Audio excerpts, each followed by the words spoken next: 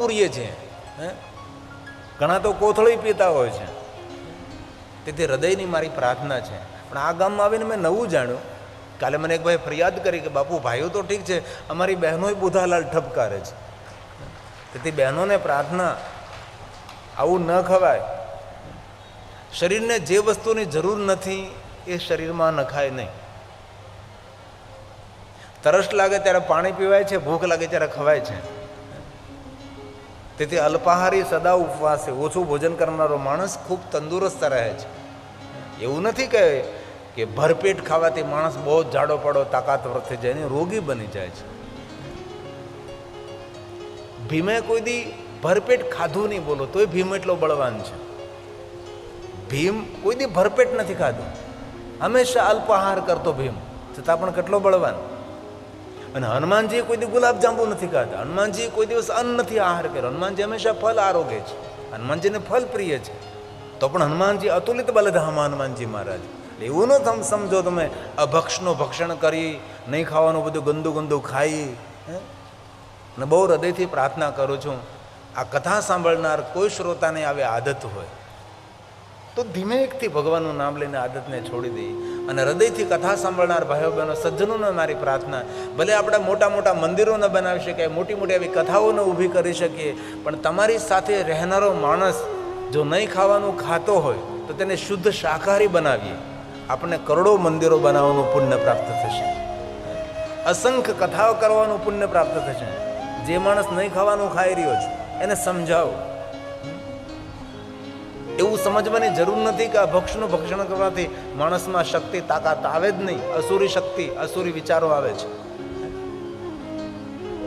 ગજે કર્મ કલ્પમ તાંડવ રુદ્રનાથમ, ગજે કર્ણ કલ્પમ તાંડવ રુદ્રનાથમ, મદન શમન કર્ણમ મદને મદમહેશમ, નરકપતિ નામા તારણે તુંગનાથમ,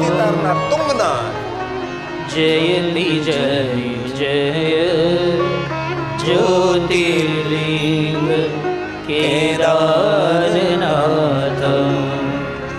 જયતિ જય જય જ્યોતિર્લિંગ કેદારનાથમ.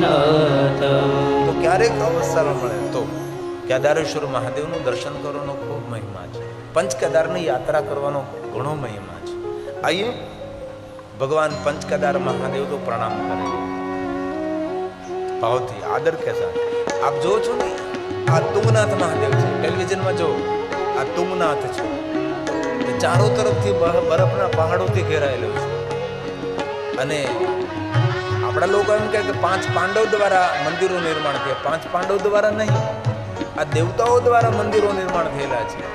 અને ધરતીનું ઊંચામાં ઊંચું કોઈ શિવાલય હોય તો તુંગનાથ મહાદેવ છે. ઊંચામાં ઊંચું, એનાથી ઉપર કાંઈ નહીં, એ તુંગનાથ છે. મોટા મોટા ભવ્ય મંદિરો ધરતી પર હોઈ શકે છે, પણ ધરતીનું પહાડ ઉપરનું ઊંચામાં ઊંચું કોઈ શિવાલય હોય તો ભગવાન તુંગનાથ છે.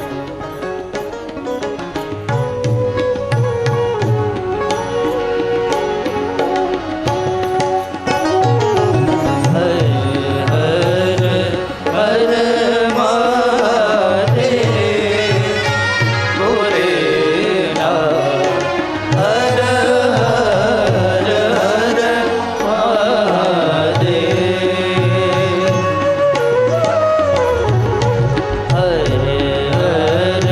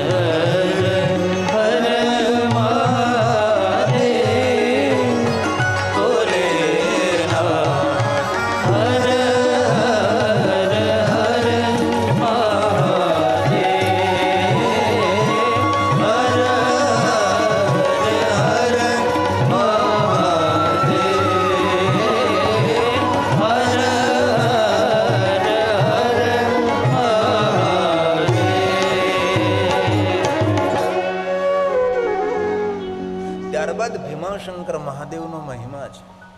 સહ્યાદ્રી પર્વત પર ભીમ નામનો અસુર અદ્ભુત જેને બળ બ્રહ્માજી દ્વારા પ્રાપ્ત થયું હતું, તેથી ખંડનાત્મક પ્રવૃત્તિ કરતો હતો, મંદિરો તોડતો હતો, સજ્જનોની હત્યા કરતો હતો, દેવતાઓનો વિરોધી હતો, મંદિરોને તોડવાનું કામ કરતો હતો. શક્તિ મળી પણ સદબુદ્ધિ ન મળે. ભીમ નામના અસુરનો બહુ ત્રાસ વર્તારો છે. અને યુદ્ધ કરતો કરતો, રાજાઓની હત્યા કરતો કરતો, સજ્જનોની હત્યા કરતો કામરૂદેશમાં આવે છે ભીમ નામનો અસુર. અને કામરૂદેશના રાજા સુદક્ષિણે દક્ષિણાને કેદમાં પૂરે છે અને કામરૂદેશનો રાજા બને છે. અને સુદક્ષિણે દક્ષિણાએ જેલની અંદર, કેદની અંદર મહાદેવની ઉપાસના કરી છે. ભીમાશંકર મહાદેવનું સ્થાન બે જગ્યાએ છે. એક આસામની અંદર છે અને એક સહ્યાદ્રી પર્વત પર મહારાષ્ટ્રની ધરા પર ભગવાન મહાદેવ ભીમશંકર સ્વરૂપે બિરાજે છે. તેની પણ અદ્ભુત કથા છે. ડાકીની શાકીની જેની ઉપાસના કરે છે, ભૂતોની દેવી ડાકીની શાકીની. અને ભીમા નદી છે અને ભીમા નદીના તટ ઉપર ભીમાશંકર જ્યોતિર્લિંગ સ્વરૂપે ભગવાન બિરાજે છે. એક છે ગુપ્ત ભીમાશંકર અને ભીમાશંકરનું બીજું નામ છે મોટેશ્વર મહાદેવ. ક્યારેક અવસર મળે તો જરૂર દર્શન કરવાનો અદ્ભુત મહિમા છે. અમે ગયા વર્ષે ભીમાશંકર મહાદેવના સાનિધ્યમાં 9 દિવસ માટે શિવકથા કરી હતી. આ ઉમેશભાઈ નંદા પરિવાર જે જામનગર નિવાસી છે, એ નંદા પરિવારના માધ્યમ દ્વારા સુંદર ભીમાશંકર જ્યોતિર્લિંગના સાનિધ્યમાં ભગવાન મહાદેવની કથાનું આયોજન થયું હતું. અને એ ભીમાશંકર મહાદેવની કથા પૂર્ણ ન થઈ એ સમયે તેને સોમનાથની કથાનું મુહૂર્ત લીધું. અને સોમનાથની કથા પૂર્ણ ન થઈ તો આવતા વર્ષે કાશી વિશ્વનાથ મહાદેવની કથાનું મુહૂર્ત લીધું. આવા અનેક જજમાનશ્રીઓ હોય છે. અને કાશી વિશ્વનાથ મહાદેવની કથામાં અને કથામાં જ કાશી વિશ્વનાથ મહાદેવ જ્યોતિર્લિંગમાં જ એમના દીકરાના લગ્ન કથામાં જ રાખ્યા છે. તેથી વિશેષ કરીને મહેમાનોને બોલાવવા ન પડે, કથા પણ ભગવાનની થાય અને એમના દીકરાના વિવાહ, ધ્રુવભાઈના વિવાહ પણ થાય. અને હેતલબેન એમની પુત્રવધુ છે. આવા અનેક પરિવારો છે, નિરંતર સત્કાર્ય સત્કર્મ કરતા રહે છે. સંપૂર્ણ પરિવાર તીર્થમાં 9 દિવસ રહે, ભગવાનની કથાનું શ્રવણ કરે, ભજન કરે અને તીર્થયાત્રાનું પુણ્ય હવને પ્રાપ્ત થાય. તો ક્યારે અવસર મળે તો ભીમાશંકર મહાદેવનો અદ્ભુત મહિમા છે. જ્યોતિર્લિંગ છે અને એક આસામની અંદર પણ જ્યોતિર્લિંગ ભીમાશંકર છે અને આપણું મહારાષ્ટ્રની અંદર ભીમાશંકર જ્યોતિર્લિંગનો અદ્ભુત મહિમા છે. ભીમાશંકર મહાદેવનો જે કોઈ મહિમા સાંભળે છે તેને અતુલ બલની પ્રાપ્તિ થાય છે. ભીમ નામના અસુરની કથા છે, ડાકીની શાકીની વન છે. આજે પણ રાત્રિના સમયે ડાકીની શાકીની જેની ઉપાસના કરે છે એવા ભીમાશંકર મહાદેવનો અદ્ભુત મહિમા છે. ત્યારબાદ ભગવાન ત્રયંબકેશ્વર મહાદેવ અત્યારે જે ટેલિવિઝનમાં જોવો છો એ ભીમાશંકર જ્યોતિર્લિંગ છે. અદ્ભુત અલૌકિક જ્યોતિર્લિંગ છે, ડાકીની વનમાં છે. ક્યારેક અવસર મળે તો ભીમાશંકર મહાદેવની યાત્રા કરવાનો મહિમા છે. અમે ભીમાશંકર ગયા હતા ત્યારે ભીમાશંકરની યાદ સ્વરૂપે અમે 2 પંક્તિઓ ગાઈ હતી. પૂરું તો નહીં પણ 2 પંક્તિ ગાઈને સંભળાવી દઉં. ભીમાશંકર મહાદેવ જ્યોતિર્લિંગ છે આપણું. 2 પંક્તિ ભીમાશંકરને વંદના.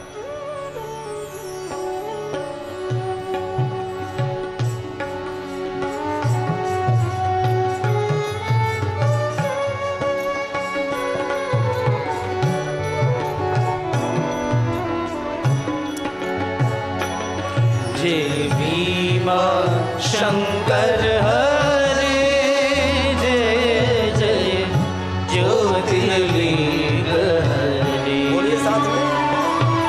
जय भीमा शंकर हरे, जय जय ज्योतिर्लिंग हरे.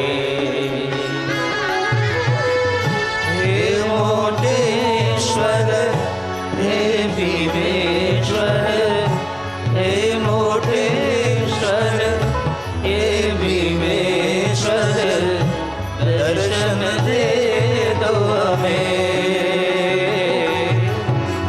दर्शन दे दो हमें. जय भीमा शंकर हरे, जय जय ज्योतिर्लिंग हरे.